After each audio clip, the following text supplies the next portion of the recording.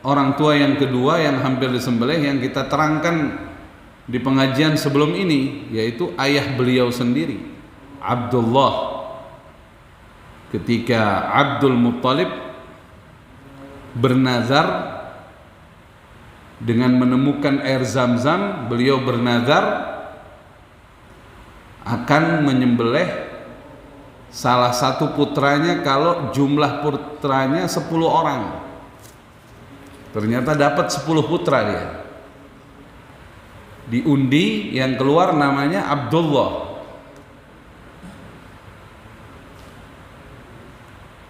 Mau tidak mau harus disembelih nazarnya Abdul Muttalib. Tapi waktu ingin disembelih dicegah oleh para petinggi-petinggi Quraisy. Khawatir ini menjadi kebudayaan dan adat bangsa Arab nantinya, sehingga mencari jalan keluar, mendatangi orang yang dianggap pintar di masa itu, dan orang itu bertanya, kalau di kalian kalau ada orang bunuh orang, dendanya berapa? Jadi kalau keluarganya minta denda, itu dendanya berapa? Katanya kalau di antara kami ada yang dibunuh, dendanya 10 ekor unta. Itu udah mahal sekali itu. 10 ekor unta itu, kalau satu unta harganya kurang lebih 50 jutaan aja udah berapa? Ya? 10 ekor berapa? 500. Ya udah, kata si orang pintar ini, gagalkan aja ini nazarnya dengan cara nanti diundi di Ka'bah. Nama putra Abdul Muttalib Abdullah, dengan satu lagi nama unta. Perundian harganya 10 ekor unta. Undian bisa selesai kalau dapatnya apa? Unta. Ternyata undian itu sampai 10 kali undian baru keluar unta. Jadi 9 kali pertama itu keluar Abdullah, Abdullah, Abdullah, Abdullah. Berarti kan untuk menyelamatkan bikin undian lagi. Sampai ke 10 baru keluar apa? Unta. Maka untuk menyelamatkan nyawa Abdullah harus dikurbankan 100 ekor unta. Abdul Muttalib saat itu berhati-hati dengan mengatakan, pas yang ke-10 itu keluar nama unta, dia bilang undi lagi. Benar nggak unta? Diundi lagi unta, diundi lagi unta, berkali-kali diundi unta. Oh, berarti benar-benar ini anak harus dikorbankan untuk menyelamatkan nyawanya, 100 ekor unta. Apa hikmahnya yang terjadi setelah itu? Setelah itu yang terjadi menjadi hukum di bangsa Arab ketika itu, kalau ada orang dibunuh maka dendanya 100 ekor unta.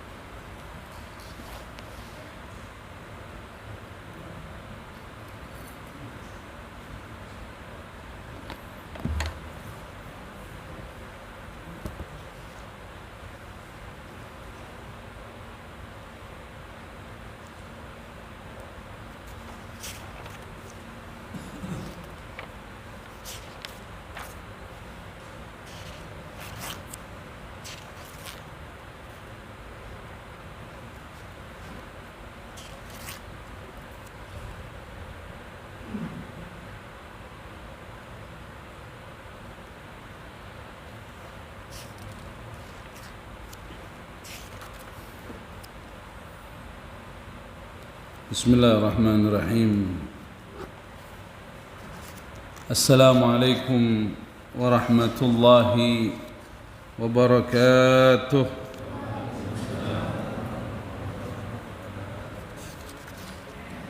الحمد لله الذي بنعمته تتم الصالحات والصلاة والسلام على سيد السادات نبينا وحبيبنا محمد وعلى آله وصحبه أما بعد.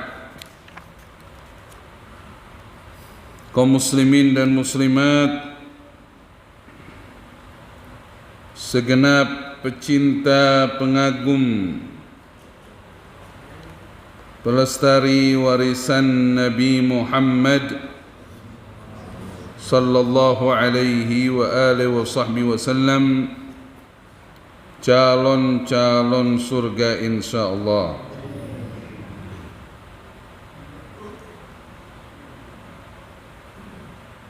Alhamdulillah, kita melanjutkan kajian kita tentang sirah Nabi besar Muhammad sallallahu alaihi wa alihi wa sahbihi wasallam. Di penjelasan yang terakhir kita telah sampaikan tentang sabda Nabi kita Muhammad sallallahu alaihi wa alihi wa sahbihi wasallam yang menyatakan ana ibnu dzabihain, ana ibnu dzabihain. Kata Rasulullah sallallahu alaihi wasallam, aku adalah putra dari dua orang tua yang disembelih. Maksudnya dua orang yang disembelih itu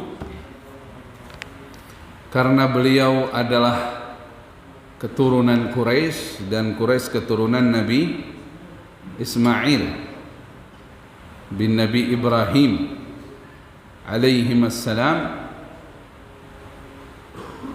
Yang dimaksud orang tua pertama itu ya Nabi Ismail itu. Akhirnya kan tidak jadi, digantikan oleh suatu kambing kibas atau sejenis domba yang diturunkan dari langit sebagai penggantinya di hari 10 Zulhijjah. Dan orang tua yang kedua yang hampir disembelih yang kita terangkan di pengajian sebelum ini, yaitu ayah beliau sendiri, Abdullah. Ketika Abdul Muttalib bernazar dengan menemukan air Zam-Zam, beliau bernazar akan menyembelih salah satu putranya kalau jumlah putranya 10 orang. Ternyata dapat 10 putra dia. Diundi, yang keluar namanya Abdullah.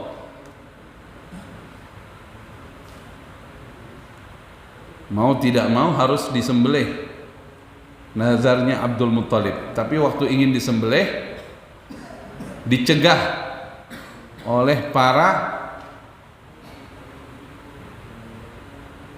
petinggi-petinggi Quraisy. Khawatir ini menjadi kebudayaan dan adat bangsa Arab nantinya, sehingga mencari jalan keluar, mendatangi orang yang dianggap pintar di masa itu, dan orang itu bertanya, kalau di kalian kalau ada orang bunuh orang, dendanya berapa? Jadi kalau keluarganya minta denda itu dendanya berapa? Katanya kalau di antara kami ada yang dibunuh, dendanya 10 ekor unta. Itu udah mahal sekali itu. 10 ekor unta itu kalau satu unta harganya kurang lebih 50 jutaan aja udah berapa? Ya? 10 ekor berapa? 500. Ya udah, kata si orang pintar ini, gagalkan aja ini nazarnya dengan cara nanti diundi di Ka'bah. Nama putra Abdul Muttalib Abdullah, dengan satu lagi nama unta.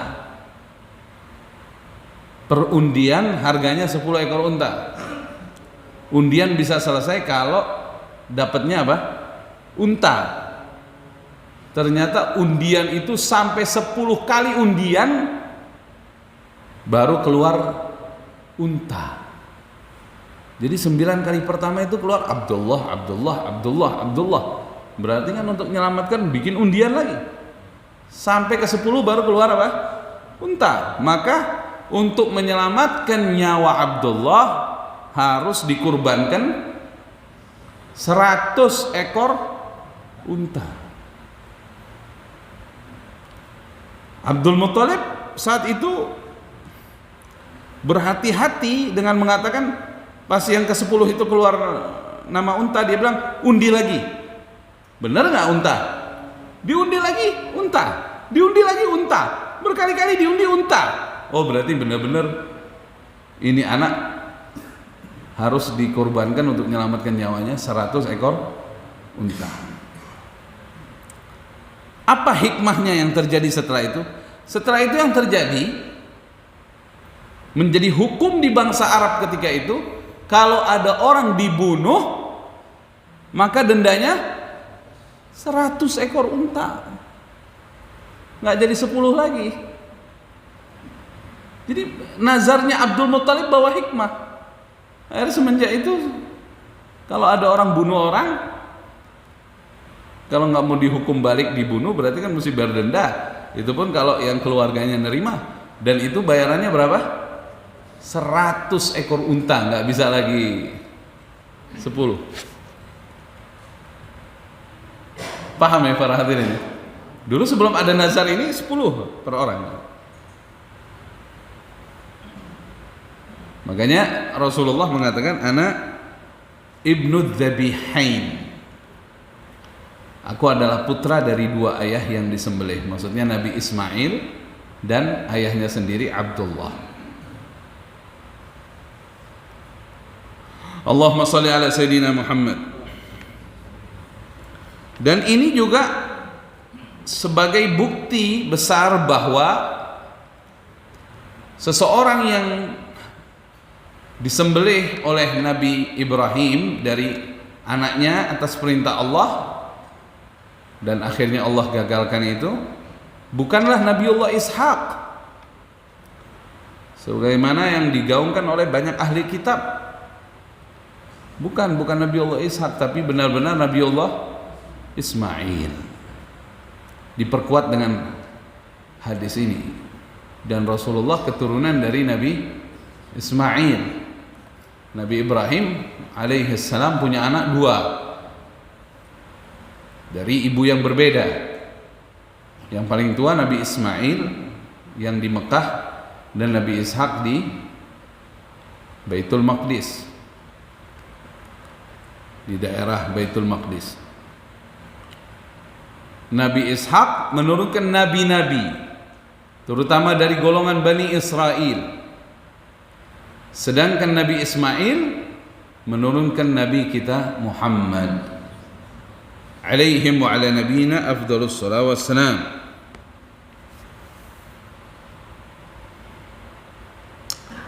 Kemudian setelah Abdullah meranjak dewasa, ayah Nabi yang mulia Muhammad sallallahu alaihi wasallam, Abdul Muttalib memilihkan baginya seorang wanita yang terkenal akan kesuciannya dan budi pekertinya dan tidak pernah berdusta. Dia adalah Sayyidati Aminah. Namanya Aminah. Kalau kita bilangnya Siti. Siti itu dari Sayyidati, wanita mulia. Siti Aminah bintu Wahb bin Abdi Manaf bin Zuhrah bin Kilab.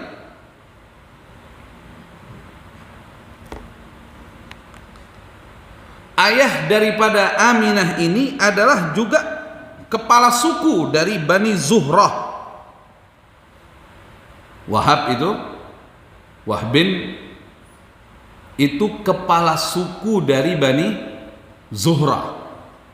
Jadi Abdul Muttalib besanannya sesama kepala suku nih.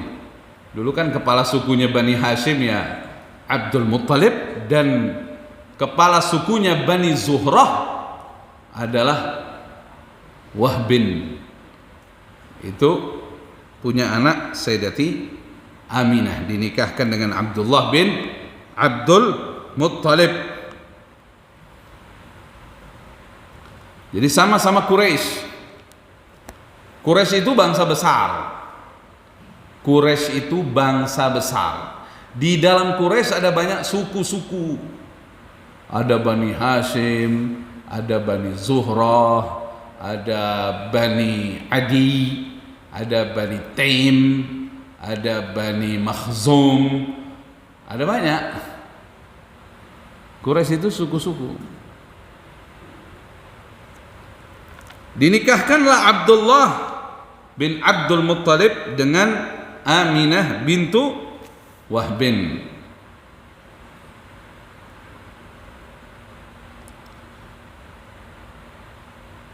Setelah menikah, tidak lama kemudian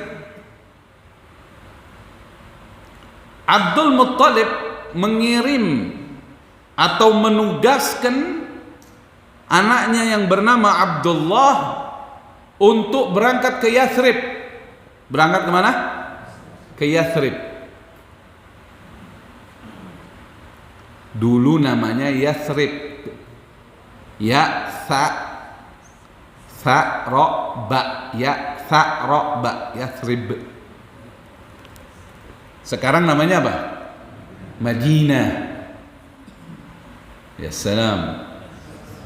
Bahkan bukan cuma Madinah, namanya sekarang apa? Madinah Al-Munawwarah. Insyaallah Allah mudahkan kita bisa berangkat ke sana insyaallah. Yang udah, yang belum bisa berangkat lagi insyaallah. Dikirim ke Madinah. Dalam rangka apa? Dalam rangka ditugaskan waktu panen kurma. Ini nanti ada dua riwayat. Ada riwayat yang menyatakan Abdullah waktu itu ditugaskan berdagang ke negeri Syam, cuman menetap sementara di Yathrib. Tapi ada juga riwayat bahwa waktu itu memang niatnya bukan ke negeri Syam, tapi memang mau ke Yathrib dalam rangka panen buah kurma. Atau ada juga yang menggabungkan udah sekalian kan. Jadi panen juga dalam rangka dagang juga. Karena dulu orang Mekah kalau dagang ke negeri Syam lewatnya Madinah. Antum pernah dengar nama perang Tabuk nggak zaman Nabi? Tabuk. Pernah dengar kan? Itu perang Tabuk di mana kejadiannya? Di Tabuk. Kok susah banget? Ya. Nah, itu arahnya dari Madinah. Itu Tabuk termasuk perbatasan sama negeri Syam. Dulu rencananya perang sama Romawi, tapi Romawinya nggak datang. Akhirnya balik lagi Rasulullah. Jadi orang-orang Mekah dulu kalau mau ke negeri Syam, mereka pasti lewat jalurnya apa? Madinah. Dalam rangka panen kurma. Begini. Pertanyaannya, kok bisa panen kurmanya milik Abdul Muttalib di Madinah atau di Yathrib zaman dulu namanya? Saya ulangin sedikit, mungkin sudah ada yang lupa. Karena ibunya Abdul Muttalib adalah penduduk asli Yathrib. Siapa namanya? Lupa ente. Bukan lupa nih. Lupa ya. Namanya Salma. Namanya siapa? Salma. Jangan lupa tuh, itu ibunya Abdul Muttalib, namanya Salma. Salma itu nikah dengan ayahnya Abdul Muttalib yang bernama Hashim. Kalau waktu dulu Sayyid Hashim itu mau dagang ke negeri Syam, sampai di Yasrib nikah dengan Salma itu dari suku Bani Najjar. Ini nanti ada kaitannya semua nih. Subhanallah ya, subhanallah ya. Saya kasih bocoran dulu sebelum masuk pembahasannya. Nanti Nabi kita Muhammad sallallahu alaihi wasallam hijrah ke Madinah di masa kenabiannya, itu subhanallah kan ontaknya disuruh jalan sendiri. Perintah Allah itu. Ontanya diperintah Allah akan didudukkan di tempat untuk kediaman Nabi. Jadi bukan Nabi milih berdasarkan kemauan pribadi, diserahkan sama Allah lewat onta itu. Supaya semua suku orang Madinah menerima. Itu kejadiannya akhirnya di mana? Di suku Bani Najjar. Dan Bani Najjar ini yang memang keluarganya Rasulullah. Nenek dari ayahnya Nabi Muhammad itu suku Najjar. Ya salam. Allahumma shalli ala Sayyidina Muhammad. Jadi nama ibunya Abdul Muttalib siapa? Salma bintu Amru. Beliau dari Bani Adi bin An-Najjar. Bani Adi ada yang Bani Adi Quraisy ada. Ini Bani Adi Najjar. Kalau yang Quraisy Sayyidina Umar Ibn al-Khattab radhiyallahu ta'ala anhu itu dari suku Bani Adi, tapi bukan yang Madinah, tapi Bani Adi Quraisy.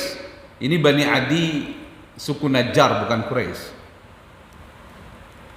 Allahumma shalli ala Sayyidina Muhammad.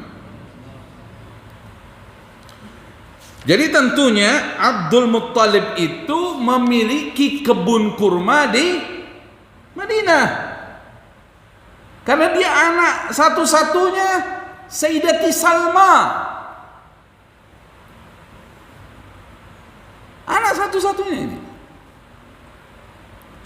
Sayyidati Salma hanya menikah dengan Sayyid Hashim dan hanya punya satu anak, Abdul Muttalib. Kenapa? Karena Sayyid Hashim wafat ketika dagang ke negeri Syam setelah menikah dengan Sayyidati Salma. Jadi Sayyid Hashim sendiri belum melihat wajah putranya Abdul Muttalib, atau nama aslinya siapa? Syaibatul Hamad. Kenapa berubah jadi Abdul Muttalib? Karena yang membawanya dari Yasrib ke Mekah adalah pamannya yang bernama Muttalib. Orang Mekah nyangkanya ini budaknya Muttalib, Abdul Muttalib. Kata Muttalib, tidak, ini bukan budak saya, ini keponakan saya, tidak dikenal sebelumnya di Mekah. Akhirnya mereka baru tahu ini adalah putra Hashim.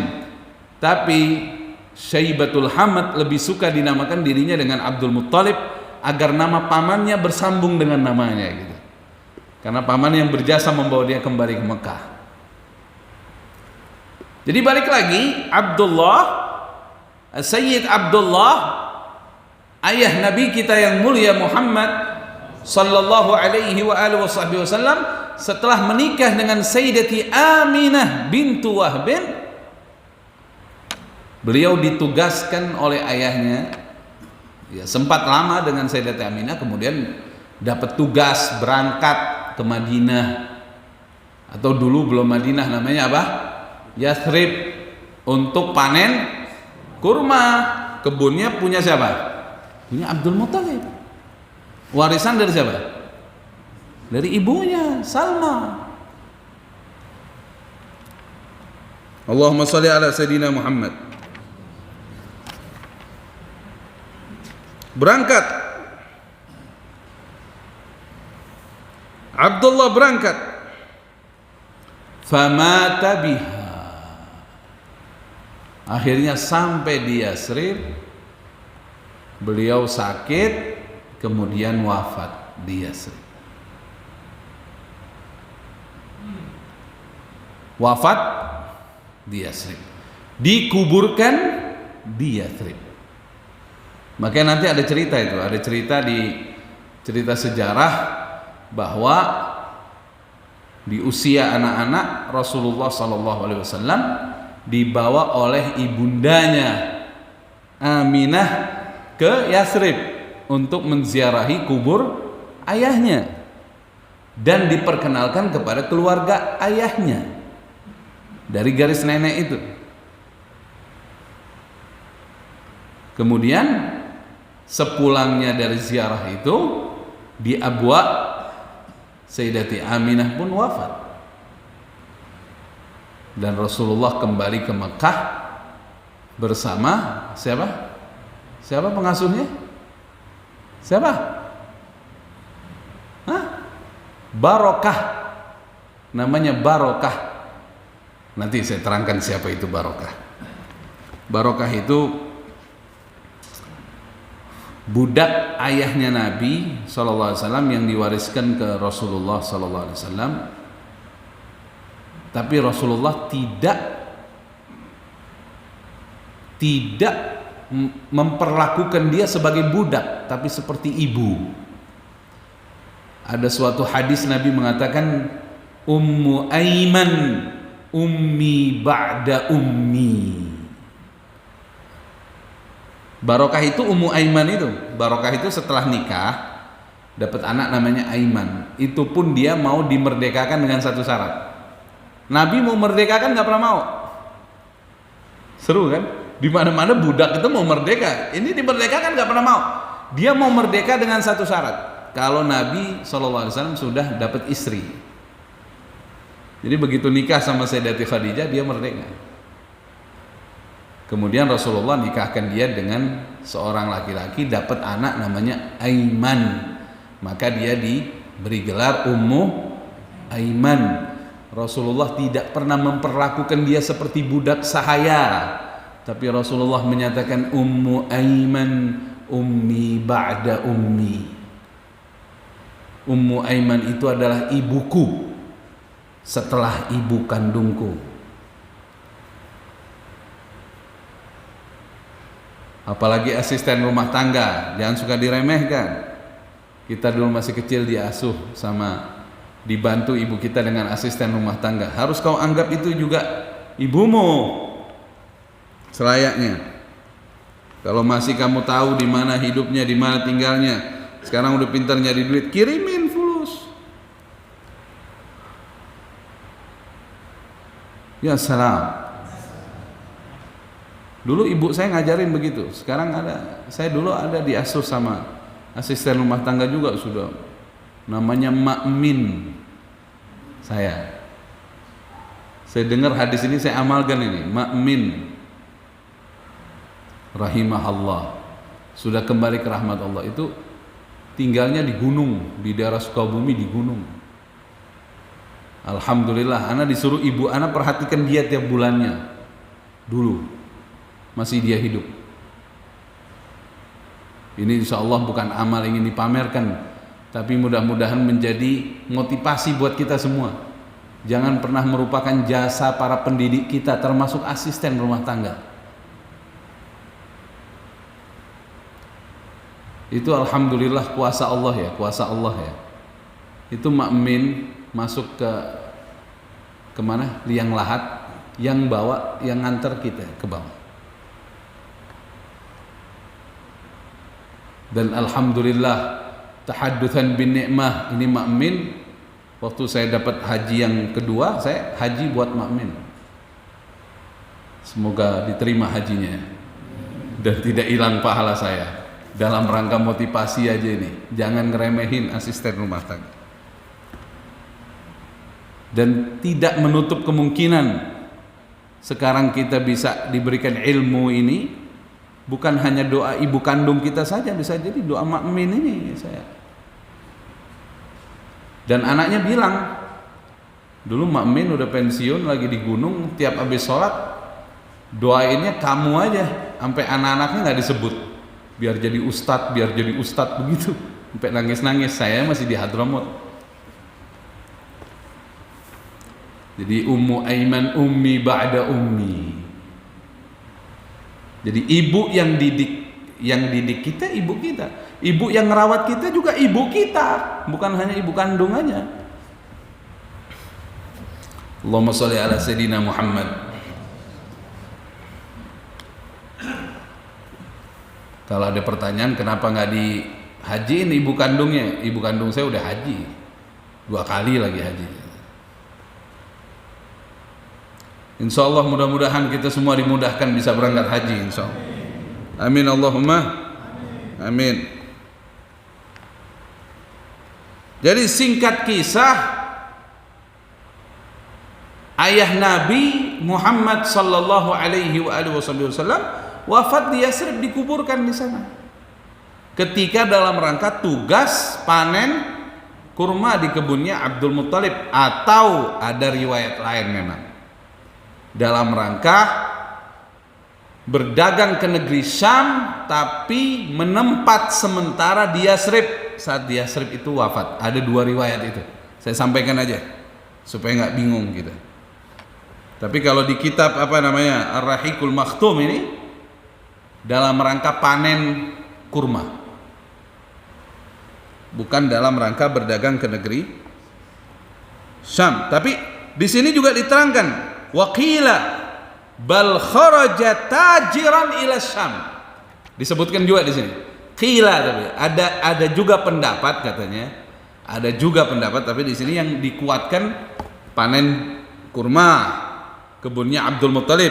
Waqila, dan juga ada apa? Ada dikatakan atau diriwayatkan bal kharaja, akan tetapi dia keluar dari Mekah tajiran dalam rangka berdagang ila Syam, ke negeri Syam.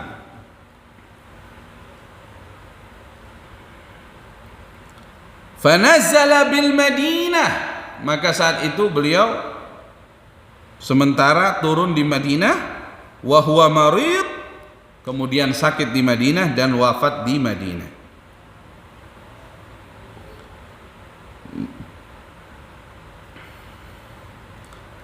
Ada riwayat walahu idzak 25 sanah, dan ketika itu usianya adalah 25 sanah, yaitu 25 tahun.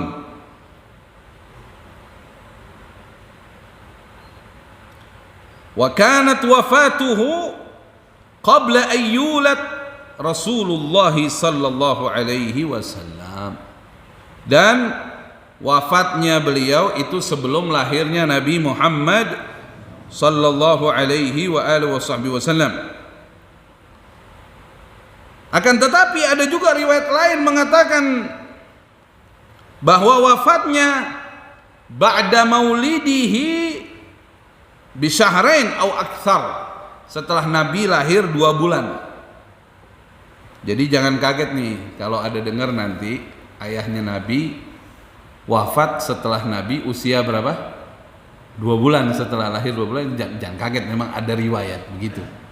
Ada riwayat begitu. Tapi riwayat paling kuat, ayahnya Nabi wafat sebelum lahirnya Nabi kita Muhammad sallallahu alaihi wa alihi wasallam. Jadi memang Rasulullah sallallahu alaihi wasallam itu wafat dalam keadaan yatim. Yatim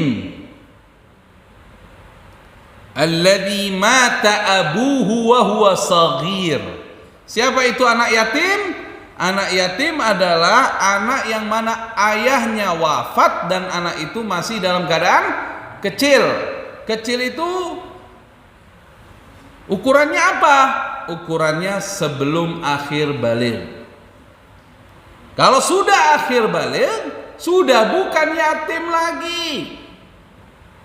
Ini ada bapak-bapak pas santunan bilang, kok nama saya nggak dimasukin, katanya. Saya ini yatim, katanya. Kalau sudah akhir balik sudah bukan yatim lagi. Makanya diusahakan wahai para panitia acara santunan jangan cuman tulis santunan anak yatim. Khawatir ada anak di luar atau sudah balik antum masukkan, jadi kan nggak amanah. Makanya bilang aja yatim dan du'afa. Yatim dan du'afa aman dah. Kalau nanti ada anak yang sudah SMA, dia masih butuh. Tapi ini kan bukan yatim lagi, udah balik. Tapi kan kita akan ngomong apa? Dia masuk kategori du'afa gitu. Jangan yatim aja. Kalau yatim aja berat itu. Karena akhir balik dia nggak dapat lagi. Kalau yatim aja dia akhir balik udah nggak bisa dapat lagi. Seperti bikin ma'had atau pesantren yatim dan du'afa. Jangan yatim aja. Takutnya nanti dia sudah balik, antum tetap taruh di situ kan dia udah nggak ada jatahnya lagi. Yatim aja kan antum bilang. Ya enggak? Ya salam itu. Yatim itu alladzi mata abuhu wa huwa shaghir. Kalau ibunya wafat tidak yatim. Kalau istilah piatu di kita yang ada dalam hukum yatim.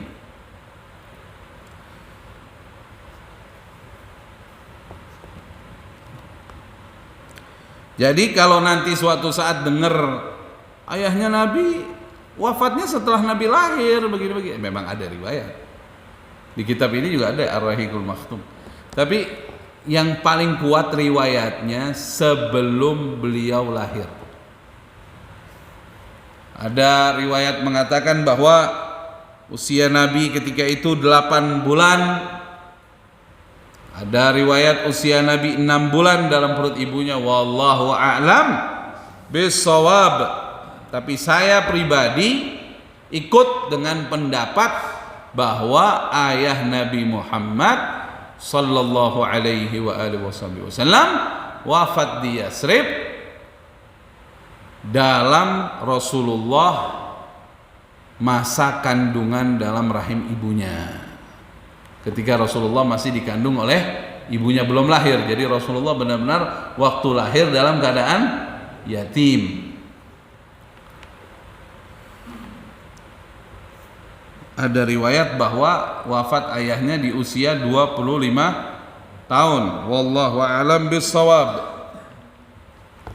Allahumma shalli ala Sayyidina Muhammad. Segenap para hadirin, karena ayahnya wafat, maka ayahnya meninggalkan warisan untuk Nabi besar Muhammad sallallahu alaihi wa alihi wasallam. Di antara warisannya adalah khamsah ajmal, yaitu 5 ekor unta.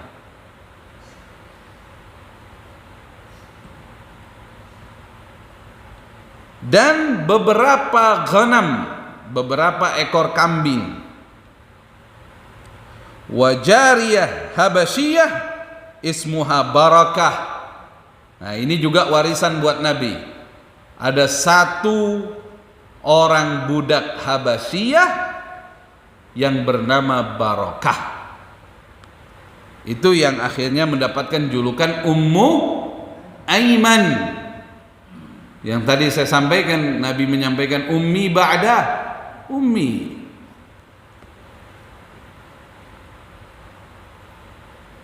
Dan beliaulah yang mengasuh Nabi kita Muhammad sallallahu alaihi wa alihi wasallam.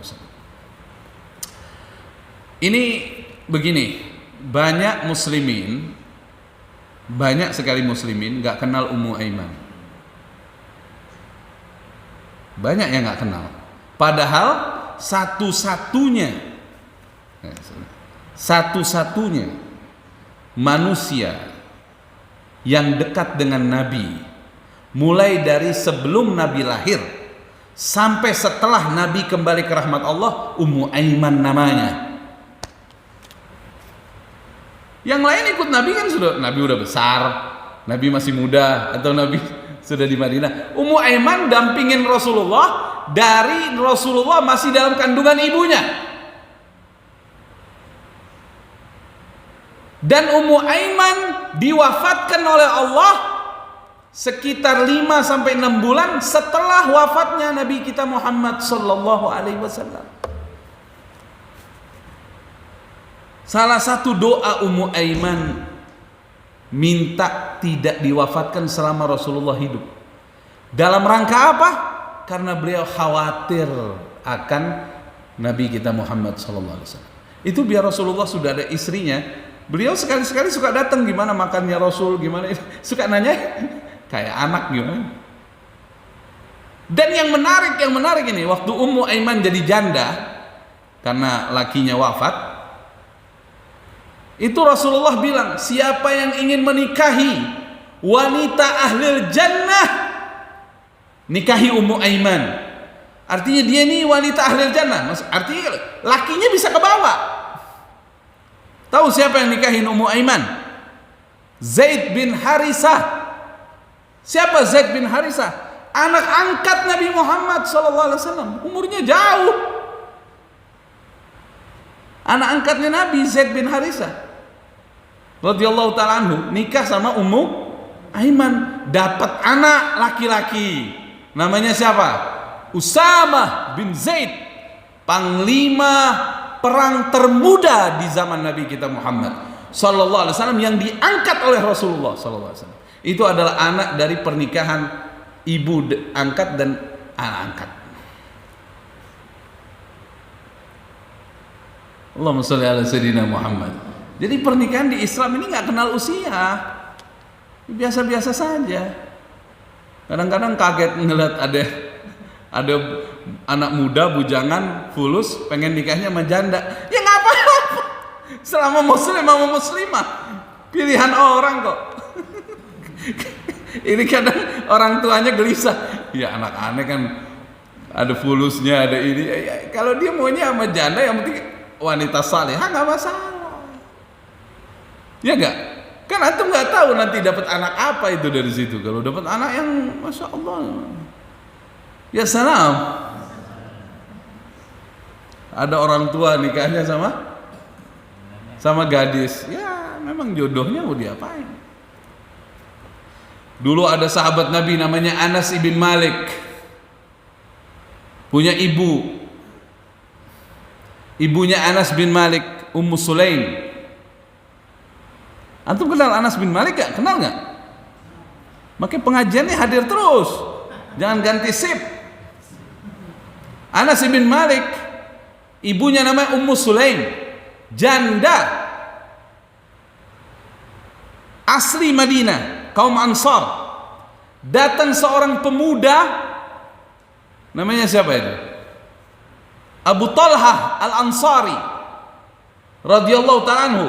Anak muda, ganteng, paling fulus di Madinah. Anak muda paling fulus ini, pengusaha muda ganteng, Abu Talhah Al-Ansari. Maunya sama Ummu Sulaim. Ummu Sulaim bilang apa? Tidak ada alasan wanita di Madinah menolak lamaranmu ya Abu Talha. Siapa yang bisa nolak? Ini laki ganteng, fulus, baik lagi orangnya, bisa ditolak? Yang ada kalau perlu bisa daftar, mau daftar perempuan yang lain. Tapi ya Abu Talha, aku belum bisa menerima lamaranmu sebelum engkau beriman bersama Nabiku Muhammad SAW. Abu Talha dekat dengan Rasulullah, akhirnya dia mau masuk Islam, nikah dengan Ummu Sulaim. Itu Abu Talha Al-Ansari. Itu yang akhirnya dapat anak, itu yang antum mungkin pernah dengar ceritanya, dapat anak terus anaknya sakit, itu yang akhirnya meninggal. Abu Talha pulang dari luar di Ummu Sulaimnya nggak langsung memberitakan. Pernah dengar kan? Akhirnya terjadi malam pengantin di malam itu, dan kemudian baru dia beritakan bahwa anaknya wafat. Sebelumnya beritakan gini lagi, ya Aba Talha, gimana kalau ada orang minjem barang sama orang, terus orang yang memiliki ingin mengambil, begini, gimana kalau ada orang dipinjemi oleh seseorang, kemudian si pemiliknya mau mengambil kembali, dia nggak kasih. Oh, orang nggak benar itu. Kalau dipinjemin ya bukan barang dia, kalau si pemiliknya minta kasih. Ya Aba Talha, bukankah anak kita ini pemiliknya adalah Allah dan sekarang Allah mau mengambilnya, kamu gimana? Hah? Jadi anak kita meninggal. Jadi kan akhirnya disampaikan Abu Talha kepada Rasulullah SAW, ini istri saya gimana nih, sempat terjadi percintaan bersama istrinya sebelum istrinya mengabarkan berita itu. Kata Rasulullah, Allah kasih berkah hubungan kamu berdua. Lahir dari apa?